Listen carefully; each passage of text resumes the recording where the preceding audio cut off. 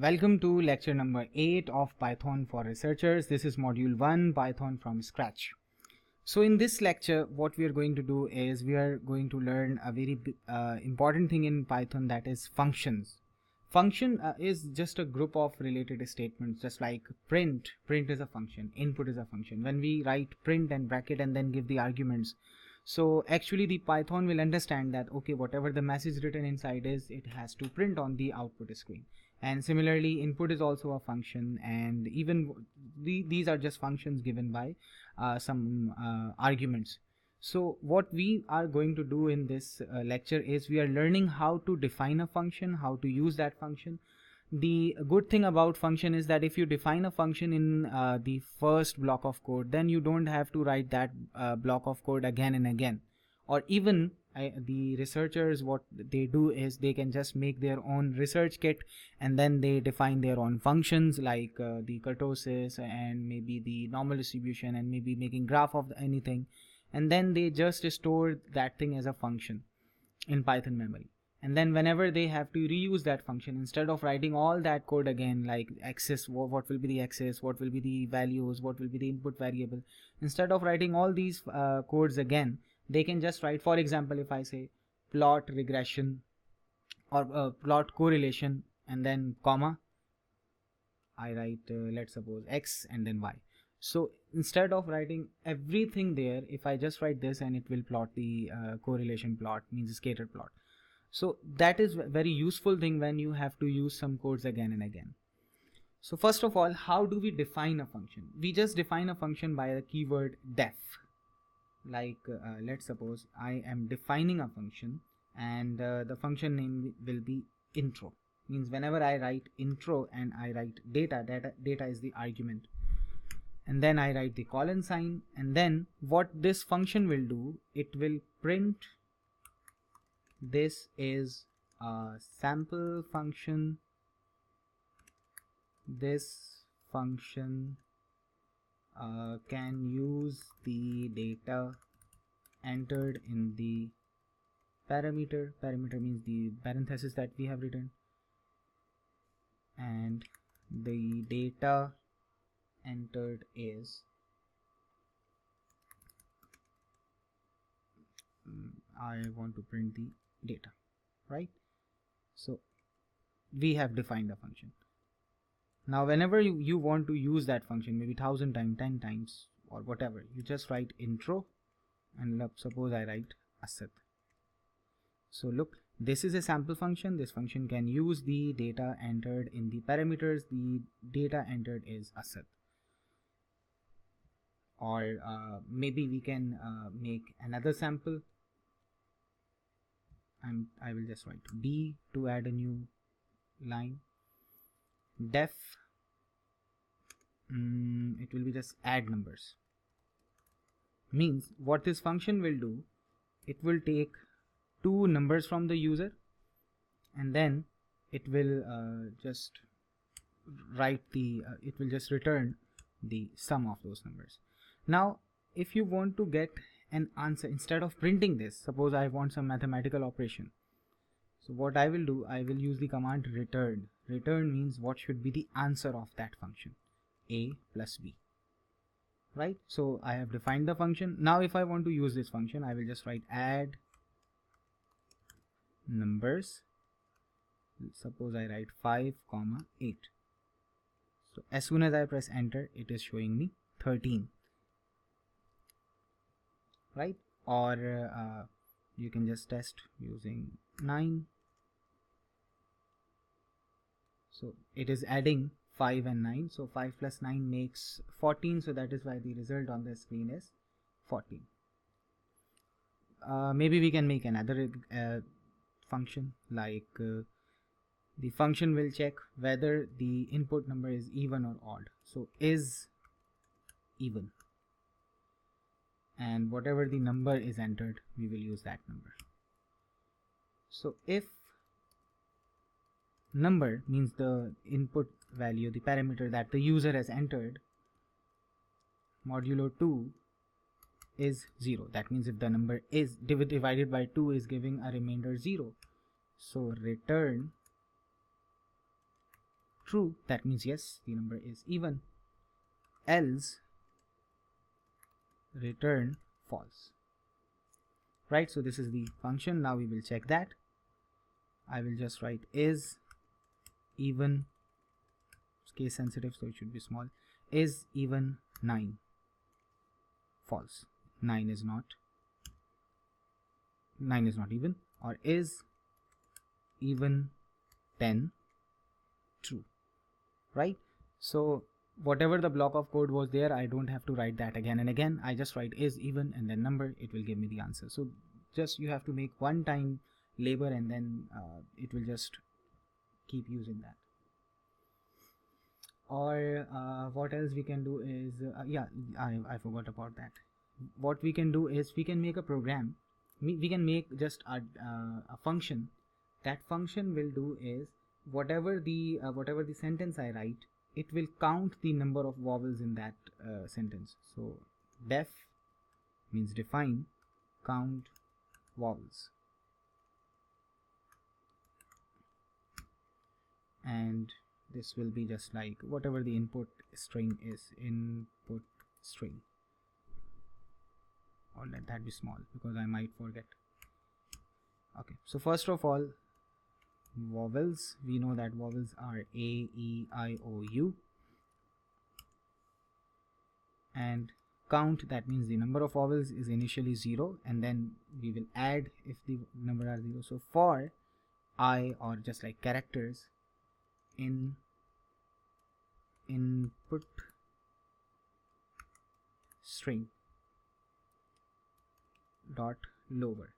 Why I am writing lower? Because whatever the input is, this dot lower will convert that string into lowercase, because I'm comparing with the lower vowels. Or if you don't want to do that, then you have to make a big list. That means the small letters and then capital letters, so it will be tedious task. So it is better to convert the input string into lowercase and then compare it. And if you remember, in for loop I told you that for loop can run over iterable items. Iterable items can be list or a string. So this is the example in which the string, that is A, E, I, O, U, we are running loop on that. So for characters in input string dot lowercase, if character in vowels, that means if the character whatever the user has entered, the for loop will run from each characters one by one. Suppose if I write Asad, so first letter is A. So now I'm telling Python that if A is in vowels, vowels means the list, that the string that I have written, A, E, I, O, U. So if that is in vowels, then what should it do? It should count plus equals 1. That means it will add 1 into the number of count of vowels, the count of vowels. And then what should it return? The indentation is very important, so the def is there, so after def it should be here, return. What should it return? It should return count.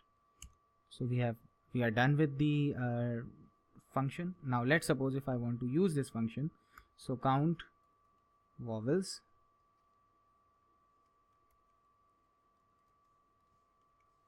so there are 2 vowels. Now let's suppose I write a big sentence. This is a sample sentence. So there are 8 vowels, I, A, E, E, E, E. Yes, they are 8. Right, so the very important thing in the function is the argument. The argument of a function is written inside the parenthesis, like we were doing in the above examples. Now if arguments are missing in a function, we will get an argument error. Now let's suppose if I consider the previous example, I can just copy that, add numbers.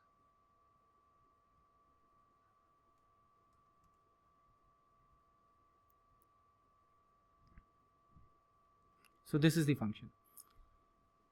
Now if I reuse this function, add underscore numbers, obviously actually the function was defined, so I was not supposed to copy that and define that again. It was already defined. Anyways, so add numbers, and if I just write 8, Now I will get an error.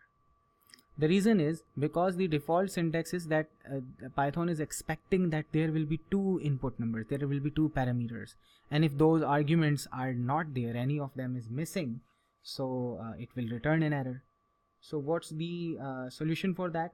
The solution for that is you can just define default arguments. Default argument means to handle this error, we can define default arguments. And for example, if a number is missing, you can consider that as 0 in this special case.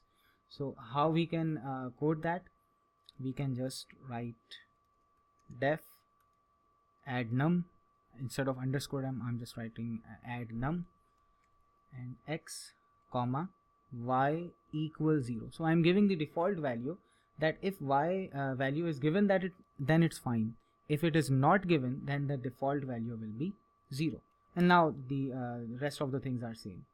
So we can just write print. Instead of returning something, I can just write print the sum is x plus y. So this is my function. Now let's check this function. Add num. I'm writing 9 and 7. So 9 plus 7 is 16. And let's suppose if I don't write the second argument, so the sum is 9, because 9 plus any other number you haven't written, so it is still 9. So this is how you define the default argument. Let's have another example.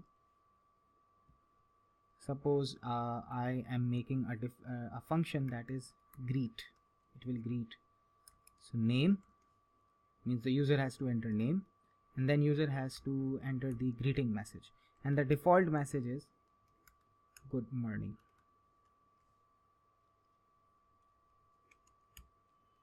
So the output will be, means what will this function do?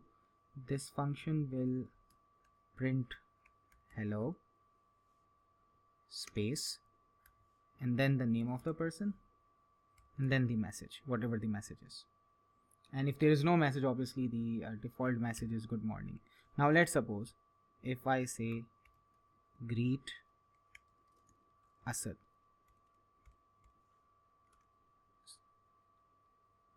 So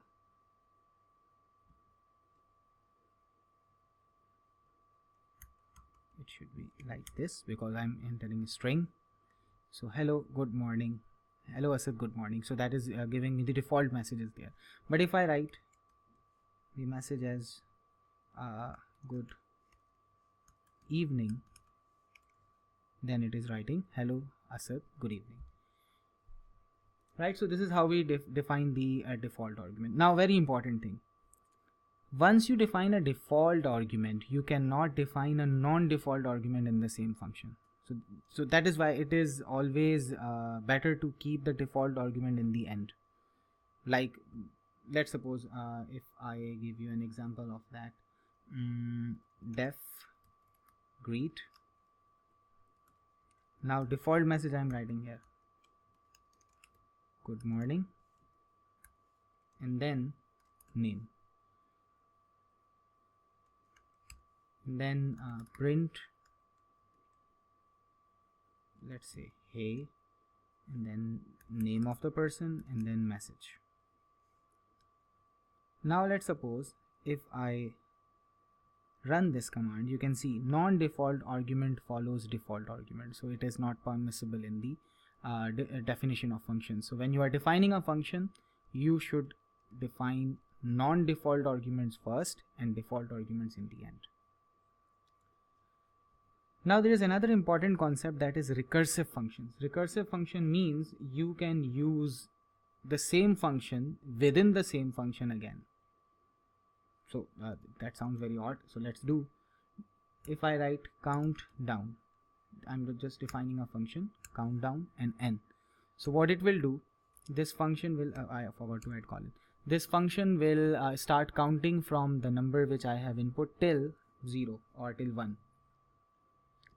So I say if n is 0, maybe the user enters 0, so obviously from countdown till 0 it will be nothing. So it will be I want Python to print, p should be small letter, print done. That means the counting is done. And else, if n is not 0, then print n, that means the number the user entered. And now after that, the function which I defined, count down, use that function again, but this time do not start from n, start from n minus 1. So what this function will do, let's suppose I enter 3. So this block of code will not run because n is not 3. Now this block will run, print 3. And then I'm at the same time I'm giving instruction do countdown for 3 minus 1, that means 2. So now this code will again run, it will print 2, and then it will subtract 1, so it will be 1, so again it will print 1, and then if it is 0, then this block of code will run and it will just print 0. So let's check it. I have defined the function, so I'm just writing countdown 9. So it is writing from 9 till 1 and done. Even if I write 900, so it will start from 900 and go till 1. And if you want to clear the output of a cell, just select the cell and then current output and then clear. So it will clear the output and you can just run the code again. So this was all about functions. Hopefully this is clear to you. See you in next lecture. Thank you.